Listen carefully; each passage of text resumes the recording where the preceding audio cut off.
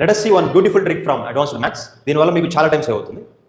Find the volume of sphere with radius 21 centimetres.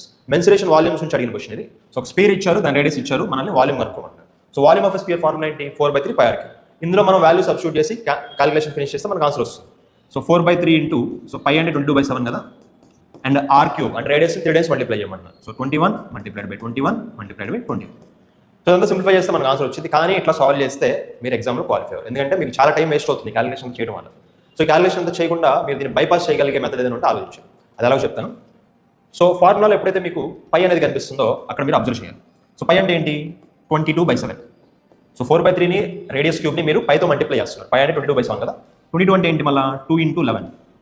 So point ఏంటంటే ఈ multiplication అంతా చేసే క్రమంలో మీరు దాన్ని 11తో మల్టిప్లై చేస్తున్నారు. మీకు వచ్చే ఆన్సర్ 11తో డివైడ్ అయ్యే విధంగా ఉండాలి.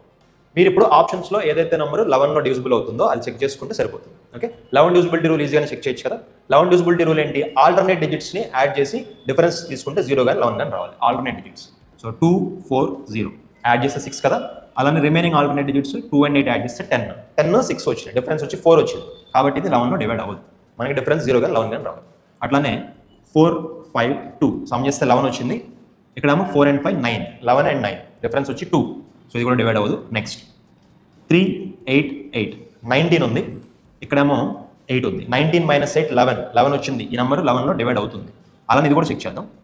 1, 5, 6 12 అండ్ హియర్ 6 and 1 7. 12 - 7 5 వచ్చింది, అంటే ఇది డివైడ్ అవ్వదు. సో ఇచ్చిన 4 ఆప్షన్స్లో ఒకటే ఒక నెంబర్ మీకు 11లో డివైడ్ అవుతుంది కాబట్టి అదే ఆన్సర్ అవుతుంది. ఇక్కడ మీకు డౌట్ రావచ్చు, ఒకవేళ 2 ఆప్షన్స్ 11లో డివైడ్ అయితే అప్పుడు ఏం చేయాలనొచ్చు. అప్పుడు కూడా మీరు ప్యానిక్ అయితే అవ్వాల్సిన అవసరం లేదు. అక్కడ కూడా అలా వస్తే ఏం చేయాలో నేను ఇప్పుడు ఎక్స్ప్లెయిన్ చేస్తాను. ఫర్ ఎగ్జాంపుల్ ఆప్షన్స్ ఇలా ఇచ్చారనుకుందాం. ఈ రెండు ఆల్రెడీ చెక్ చేసాం, 11లో డివైడ్ అవ్వట్లేదు. 38808 ఇది 11లో డివైడ్ అయింది. అండ్ ఈ నెంబర్ కూడా ఉంది కదా, 33044. So 3 + 0 + 4 7 and 3 and 4 7. 7 - 7 0. సో ఈ నెంబర్ కూడా 11లో డివైడ్ అవుతుంది. ఓకే, సో ఒకసారి మళ్ళీ మనం ఫార్ములా దగ్గరికి వద్దాం. 4/3 πr³ కదా. సో ఇక్కడ మీరు అబ్జర్వ్ చేస్తే రేడియస్ ఈజ్ 21. 21 అంటే it is again 7 × 3.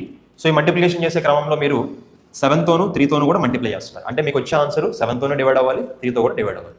So 7 divisibility check చేయడం కొంచెం కష్టం కాబట్టి మనం 3ని చూస్ చేసుకుందాం. సో మీకు వచ్చిన ఆన్సర్ 3తో డివైడ్ అవ్వాలి. 11తో డివైడ్ అయ్యి 2 ఉన్నాయి కదా, ఇప్పుడు ఆ రెండింటిలో 3తో డివైడ్ అయ్యేది ఏదైతే ఉందో అదే మీకు ఆన్సర్ అవుతుంది. సో ఇక్కడ చెక్ చేద్దాం. 8 + 8 + 8 24 + 3 27. Some of the digits is divisible by 3 ఇది అవుతుంది.